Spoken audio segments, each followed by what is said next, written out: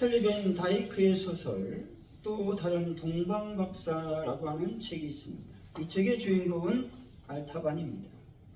페르시아의 현지 알타반은 3명의 동방박사와 함께 인류의 구원자를 찾아가기로 약속했습니다. 그는 만왕의 왕께 드릴 예물로 가장 귀한 청옥, 사파이어, 또 루비, 진주를 준비했습니다. 약속 장소로 급히 달려가던 중 알타반은 길가에 쓰러져가는 히브리 병자를 발견하게 됩니다. 그는 갈등하죠. 이 사람을 도우면 약속 시간에 늦어 친구들을 놓칠 것이고 그냥 지나치면 이 생명은 죽을 것이다. 결국 알타반은 거룩한 약속을 지키기 위해서 길에 멈춰 섰습니다. 그리고 그는 병자를 치료하고 돌보느라 결국 동료들을 놓치고 말았습니다. 혼자서 알타반은 베들레헴에 도착했지만 이미 예수님의 가족은 애굽으로 떠난 상태였습니다. 설상가상으로 헤롯의 군대들이 아이들을 학살하고 있었습니다. 한 여인이 아기를 안고 절규하는 모습을 본 알타반은 두 번째 보물인 누비를 꺼냅니다. 그리고 부인에게 그 귀한 보석을 뇌물로 주며 아기의 생명을 구합니다. 그는 자책하죠. 왕께 드려야 될 보석을 또 써버렸구나. 나는 실패한 박사로구나 라고 말이죠. 33년의 세월이 흘렀습니다. 알타반은 이제 백발이 성성한 노인이 되어 예루살렘에 도착했습니다. 마침 그날은 예수라는 분이 십자가에 못 박히시는 날이었습니다. 알타반은 마지막 남은 보물인 진주 하나를 품고 골고다로 향합니다. 이 진주로 주님의 생명을 구하리라. 근데 가는 길에 비 때문에 노예로 팔려가며 울고 있는 소녀를 만나게 됩니다. 알타반은 망설임 없이 마지막 진주를 그녀의 몸값으로 내어줍니다. 이제 그는 빈손이 되었습니다. 바로 그 순간 지진이 일어나 기와 조각이 알타반의 머리를 때립니다. 죽어가는 그가 느끼며 기도합니다. 주님 죄송합니다. 평생 당신을 찾았으나 결국 빈손으로 뵙게 되었습니다. 라고 말이죠. 그때 하늘에서 세미한 음성이 들려옵니다. 알타반아, 너는 이미 나에게 모든 선물을 주었단다. 지극히 작은 자 하나에게 한 것이 곧 내게 한 것이니라. 라고 말씀이 들려오죠. 알타반은 비록 동방박사 3명처럼 화려한 요람 앞에 서지는 못했습니다. 그러나 그의 삶은 모든 순간을 통해 주님께 가장 귀한 사랑의 예물을 드린 진정한 4번째 박사였습니다. 우리의 생활도 우리의 신앙생활도 이와 같아야 한다는 것이죠. 교회 안에서의 경배도 중요하지만 세상 밖 어두운 곳에서 고통받는 이웃들에게 나의 진주를 내어주는 삶이 바로 주님이 가장 기뻐하시는 성탄의 예물인 것입니다. 사랑하는 성도 여러분, 이번 한 주간 여러분 곁에 있는 작은 예수에게 여러분의 진주를 나눠주는 귀한 분들이 되시기를 예수 이름으로 간절히 축원드립니다. 오늘의 본문은 기독교의 신앙의 핵심인 성육신의 신비에 장엄하고도 아름다운 말씀이 기록된 것입니다. 세상이 만들어지기 전부터 하나님과 함께 계셨던 말씀이 곧 예수님이며 그분은 세상을 지으신 창조자이셨습니다. 그분 안에는 생명이 있어 우리 인생의 어둠을 밝히는 참된 빛으로 오셨습니다. 세상은 그분을 알아지 못하고 거절했지만 그분을 마음으로 믿고 받아들인 사람에게는 하나님의 자녀가 되는 놀라운 특권을 주셨다고 말하고 있죠. 하나님이신 말씀이 우리와 똑같은 사람의 몸을 입고 우리 곁에 찾아오셨다고 말을 하고 있습니다. 이것을 바로 성육신했다라고 말합니다. 주님은 멀리 계시는 분이 아니라 우리 삶의 현장에 직접 찾아오셔서 우리와 함께 울고 웃으시는 분이라는 것입니다. 그분 안에는 우리가 감당할 수 없는 큰 은혜와 편치 않는 진리가 가득하다고 말씀하고 있습니다. 오늘 본문을 중심으로 아기 예수 탄생을 축하합니다 라는 제목으로 아기 예수님의 탄생의 의미는 어떤 것인지 하나님의 은혜를 나누겠습니다. 아기 예수 탄생의 의미는 무엇일까요? 첫째, 우리 안에 생명의 빛이 흐르는 날이라고 하는 것이죠. 우리 4절 2절 한번 읽어봅니다. 시작. 그 안에 생명이 있었으니 이 생명은 사람들의 빛이라. 여기서 생명은 두 가지 의미가 있습니다. 그런데 첫째로 생물학적 수명이라는 뜻을 지니고, 둘째로 하나님의 성품에 참여하는 영원한 생명인 것이죠. 여기서 생명은 두 번째의 의미로서 하나님의 성품에 참여하는 영원한 생명을 말하고 있습니다. 이 생명은 자존하시는 생명이라는 겁니다. 다시 말해 외부에서 공급받아야 유지되는 생명이 아니라 예수님 스스로 생명의 근원이시라는 의미인 것이죠. 사람들의 빛이라는 말에서 빛은 인간의 지성과 양심을 깨우고 하나님을 알게 하는 계시의 빛을 말합니다. 빛의 특징은 드러내는 것과 밀어내는 특징이 있다는 것이죠. 빛이 오면 어둠은 싸워보지도 못하고 물러간다는 것이죠. 다시 말해 생명이 우리 안에 들어오면 그 생명은 빛으로 나타나 우리 삶의 어둠, 다시 말해서 죄악과 절망, 우울과 자포자기, 중독과 고독, 또한 단절과 이기심 등 악한 것들이 다 사라지게 된다는 것입니다. 세상은 우리에게 이렇게 속삭이죠. 너는 이제 끝났다. 너는 희망이 없다 라고 말입니다. 그러나 창조주이신 예수 그리스도의 생명이 우리 안에서 말합니다. 너는 사랑받기 위해 태어났단다. 두려워하지 말라. 놀라지 말라. 내가 너에게 새 힘을 주겠으니 힘을 내라 라고 말입니다. 이런 빛으로 거울을 볼 때마다 우리는 선포해야 되는 겁니다. 내 안에 예수의 생명이 있다. 나는 세상의 빛이다 라고 말입니다. 여러분, 예수 그리스도의 생명의 빛이 여러분 안에 비추고 있음을 굳게 믿는 분들이 되시기를 바랍니다. 우리 1절이죠. 한번 읽어봅니다. 시작. 태초에 말씀이 계십니다. 이 말씀이 하나님과 함께 계셨으니 이 말씀은 곧 하나님이시니라. 아멘.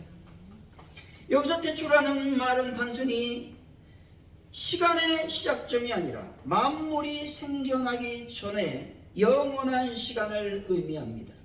계시니라라는 말씀은 어떤 시점에서 시작된 것이 아니라 과거로부터 계속 존재해 온다, 오셨다라는 뜻을 지니고 있는 것이죠. 다시 말해 예수 그리스도는 피조물이 아니라 창조 이전에 이미 스스로 존재하신 선지하시는 하나님이시다라는 말입니다. 함께 계셨으니 라는 말씀에서 함께라는 말은 단순한 물리적 곁에 있는 것이 아니라 서로 얼굴을 마주 대하는 깊은 인격적인 교제를 의미하는 것이죠. 말씀은 차가운 문자가 아니라 하나님과 끊임없이 소통하시는 뜨거운 인격체라는 것입니다. 예수님이 하나님이시라는 사실이 믿어질 때 인생의 모든 방황은 끝난다는 것입니다. 여러분, 예수님 곧 하나님이심을 믿는 분들이 되시기를 바랍니다. 우리 3절이죠. 한번 읽어봅니다. 시작. 만물이 그로 말미암아 지은 바 되었으니 지은 것이 하나도 그가 없이는 된 것이 없느니라. 아멘. 여기서 지은 바 되었다라는 말은 무에서 유가 발생되었다 라는 뜻을 지닌 단어입니다. 이 세상의 어떤 물질도 우연히 생겨난 것은 없습니다. 말씀이신 예수 그리스도의 의지와 능력을 통해 비로소 존재하게 되었다는 것이죠. 그렇다면 내가 태어난 것이 우연이 아니라 하나님의 철저한 계획 안에 창조되었다라는 것입니다. 따라서 주님, 나를 만드셨음을 감사합니다 라는 말이 나올 때 인생의 방황은 끝이 나는 것입니다. 주님은 나를 향한 분명한 계획을 갖고 계시다는 것이죠. 하나도 그가 없이는 된 것이 없다고 말씀합니다. 그렇다면 내 삶의 소소한 일상, 심지어 고난과 아픔의 조각들까지도 주님의 주권 아래 있다라는 의미가 있습니다. 내 눈에 쓸모없어 보이는 파편 같아도 창조주 주님의 손에 들리면 아름다운 작품이 된다는 것이죠. 나뿐만 아니라 다른 사람들도 이렇게 존귀하게 창조되었다라는 것이죠. 여러분, 주님 손에서 항상 쓰임받아 하나님께 영광을 돌리는 분들이 다 되시기를 바랍니다. 현대물리학과 천문학의 거장 한 명인 프란시스 콜린스라는 분이 있습니다. 인간 괴로움 프로젝트를 이끌었던 이 시대 최고의 과학자인 그는 본래 철저한 무신론자였다는 것이죠. 대학 시절 물리와 화학을 전공하며 하나님은 인간이 만든 환상이라고 믿었습니다. 그러나 의사가 된 후 죽음을 앞둔 환자들의 태도를 보며 충격을 받게 됩니다. 한 할머니 환자가 극심한 고통 중에서도 평안을 유지하며 콜린스에게 질문을 던집니다. 선생님은 무엇을 믿고 계십니까? 이 질문에 콜린스는 대답할 수 없었고 자신이 신이 없다는 증거조차 없이 무신론을 선택했다라는 사실을 깨닫게 됩니다. 그는 생명의 정교한 설계도인 DNA를 연구하면서 이 거대한 우주와 생명이 우연의 산물이 아니라 지적인 설계자의 말씀에 의해 지어졌음을 깨닫고 예수님을 영접하게 되는 것이죠. 그는 하나님의 언어라는 젖에서 인간의 유전 정보 자체가 창조주의 말씀임을 고백합니다. 콜린스는 이렇게 말하죠. 나는 매일 아침 실험실에서 하나님이 우리 인간에게 써놓으신 러브레터를 읽습니다 라고 말입니다.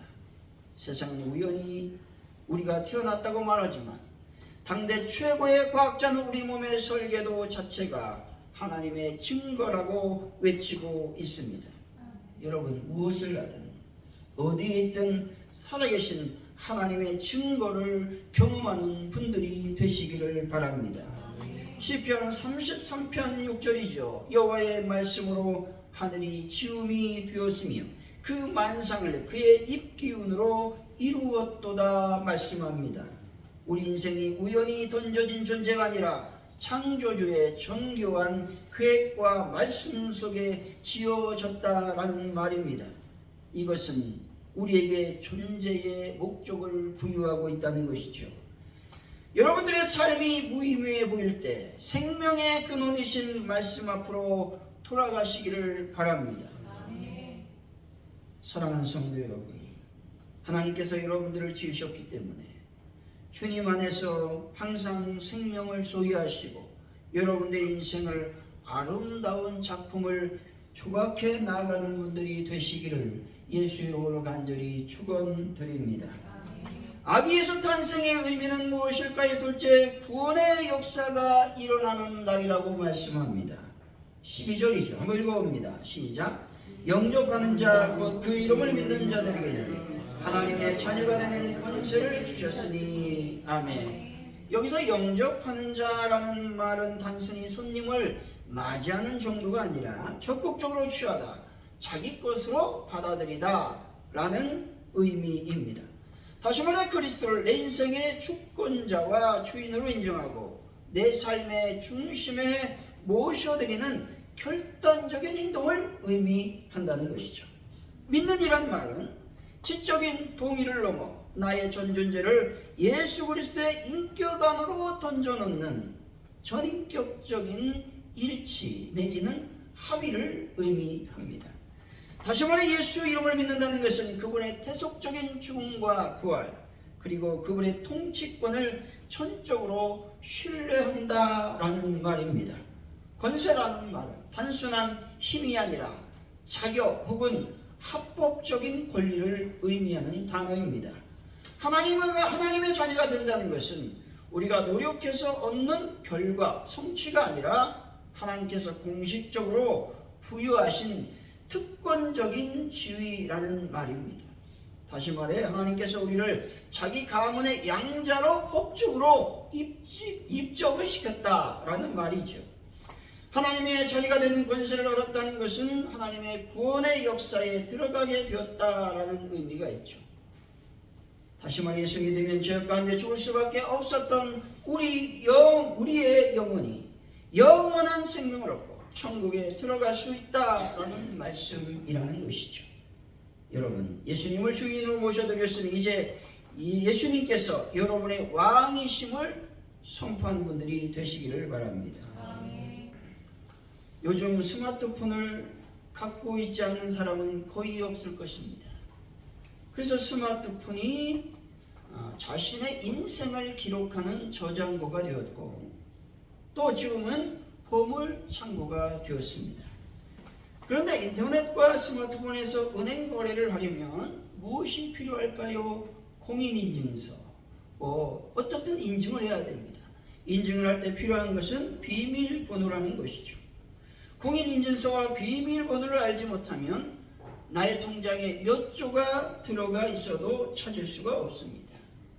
은행 창구에 가서도 내가 누구인지가 중요하지 않죠. 다만 통장의 비밀번호를 아는지 모르는지가 통장의 창구에서 돈을 인출할 수 있느냐의 문제라는 것입니다. 그런데 이 땅의 물질보다 하나님 나라, 하나님 아버지가 준비한 하늘의 신령한 복과 영생의 복이 엄청나다는 사실을 믿으시기 바랍니다.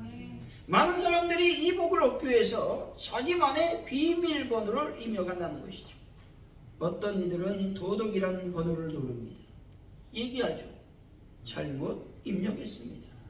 잘못됐다는 것이죠. 또 어떤 이들은 종교적 열심이라는 번호를 누르게 됩니다. 오류입니다 라고 말합니다. 어떤 이들은 철학이나 선행을 입력합니다. 하지만 결과는 변하지 않습니다. 통장은 열리지 않았습니다. 하늘나라 하나님 아버지의 하늘 창고의 비밀번호는 다른 것도 아닌 예수 그리스도이심을 믿으시기 바랍니다. 사도행전 4장 12절이죠. 다른 이로서는 구원을 얻을 수 없나니 천하 사람 중에 구원을 얻을 만한 다른 이름을 우리에게 주신 일이 없음이라 하였더라 말씀합니다. 구원사에게 있어서 예수님과 비교하거나 대체할 수 있는 존재는 우주에 단 하나도 없음을 단적으로 성경은 선포하고 있는 것입니다. 예수 그리스도는 하나님이 인류에게 주신 유일한 법적인 구원 장치라는 것이죠. 베드로는 죽음의 위협 앞에서도 다른 길은 없다고 외쳤습니다. 이 확신이 그를 위대한 사도로 만들었다는 것이죠. 하나님께서 우리 인생의 모든 묶인 것을 푸시고 하늘의 창고를 열 수 있도록 허락하신 유일한 영적인 공인인증서, 영적인 유일한 패스워드는 바로 예수 그리스도 이름인 것입니다. 우리가 부족해도 예수라는 이름의 패스워드를 누를 때 하는 문이 열릴 줄로 믿습니다. 사랑하는 성도 여러분, 다른 번호를 누리기 위해 인생을 낭비하지 마시고 예수님 한 분으로 충분한 삶을 살아가는 분들이 되시기를 예수 이름으로 간절히 축원드립니다. 아기 예수 탄생의 의미는 무엇일까요? 셋째, 우리 가운데 거하시는 날이라고 말씀합니다. 14절이죠. 한번 읽어봅니다. 시작. 말씀이 육신이 되어 우리 가운데 거하시네. 우리가 그 영광을 보니 아버지의 독생자의 영광이요 은혜와 진리가 충만하더라. 아멘. 여기서 육신이라고 하는 말은 단순히 몸을 뜻하는 것이 아니라 연약하고 죽을 수밖에 없으며 고통을 느끼는 인성을 강조하는 단어입니다. 다시 말해 질병에 취약하고 배고픔을 느끼며 고통 속에 죽을 수밖에 없는 한계투성인 인간의 본성을 그대로 입으셨다라는 말씀이라는 겁니다. 말씀이 육신이었다라는 말은 영원한 신이 시공간의 제약을 받은 인간의 연약함 속으로 완전히 들어온 사건이라고 말하는 것이죠. 신학적 용어로 뭐라고 말합니까? 성육신하셨다라고 말씀하죠. 거하심이라는 말은 장막을 치다라는 뜻이죠. 다시 말해 광야 시대에 성막이 이스라엘 진영과 한가운데 있었던 것처럼 예수님이 우리 삶의 현장 가운데 찾아오셔서 임재하신다라는 의미를 지니고 있는 것입니다. 여러분, 예수님께서 여러분의 삶의 자리 가운데 임재하고 계심을 믿는 분들이 되시기를 바랍니다. 벨기에 출신의 청년 요셉 베르테르가 1873년 33살의 젊은 나이에 하와이 제도의 몰로카이 성으로 자원에 들어갔습니다. 우리가 잘 알고 있는 예화이죠. 이분이 바로 몰로카이의 사도라 불리는 다미안 신부입니다. 이곳은 당시 한센병 환자들이 강제로 격리되어 죽음만을 기다리던 절망의 수용소였습니다. 누구도 가려고 하지 않았고 한 번 들어가면 살아서 나올 수 없는 그 죽음의 땅에 다미안은 스스로 발을 들여놓았습니다. 그러나 죽음과 절망만이 가득했던 그곳에서 환자들은 건강한 타지인 다미안을 경계하며 마음을 달았습니다. 이에 그는 환자들과 함께 먹고 자며 맨손으로 코름을 짜주었고 또는 간을 짜며 장례를 지었습니다. 그들의 진정한 이웃이 되려고 노력했다는 것이죠. 11년째 되는 날 미디아는 발등에 뜨거운 물을 쏟고 통증을 느끼지 못하는 자신의 모습을 발견합니다. 자신이 한센병에 감염되었다는 것을 알게 되었습니다. 그러나 그는 절망 대신 하나님께 감사했습니다. 그 다음 주일 미사에서 그는 평생의 고백을 남기죠. 나의 형제 나병 환자 여러분, 이제는 우리 나병 환자 여러분이라고 말합니다. 그가 스스로 우리 중 하나가 되었을 때 섬을 가로막던 불신의 장벽은 무너졌고 환자들은 비로소 하나님의 사랑을 실제로 깨달았다는 것입니다. 다미안의 위대함은 단순히 그들을 도운 것에 있지 않고 그들과 똑같은 존재가 되어 고통에 동참한 성육신에 있다는 것입니다. 나병으로 육신이 문드러진 고통 가운데에서도 다미안은 나는 세상에서 가장 행복한 사람이라고 고백했다는 것이죠. 여러분, 하나님 안에 거하시고 하나님께서 내 안에 거하심으로 진정 하나님의 사랑을 전하는 분들이 되시기 바랍니다. 요한복음 15장 5절의 말씀이 전하는 포도나무 연하에는 가지라 그가 내 안에 내가 그 안에 거하면 사람이 열매를 많이 맺나니 나를 떠나서는 너희가 아무것도 할 수 없음이라 말씀합니다. 가지의 정체성은 나무에 붙어 있어야 된다는 것이죠. 여기서 거한다라는 말은 지속적이고 반복적인 머무름을 의미합니다. 가지가 나무에 붙어 있듯이 우리는 주님 안에 거하는 삶을 살아야 된다는 것이죠. 여러분, 하나님께서 나와 동거하신다고 말씀하신 것을 잊지 않고 늘 주님 곁에 붙어 있는 분들이 되시기를 바랍니다. 결론적으로 아기 예수 탄생의 의미는 우리 안에 생명의 빛이 흐르는 날이고 구원의 역사가 일어나는 날인 것이죠. 그리고 우리 가운데 거하는 날인 것이죠. 사랑하는 성도 여러분, 가장 높고 존귀한 하나님께서 가장 낮고 천한 자리에 내려와 나와 함께 거하고 계심을 감사하시고 감격하심으로 구원을 날마다 선포하는 분들이 다 되시기를 예수 이름으로 간절히 축원드립니다. 기도합니다. 하나님 아버지 감사합니다. 오늘 귀한 아기 예수 탄생주를 맞았습니다. 우리가 아기 예수 탄생의 그 놀라운 사건에 감격할 수 있는 은혜를 더하여 주옵소서.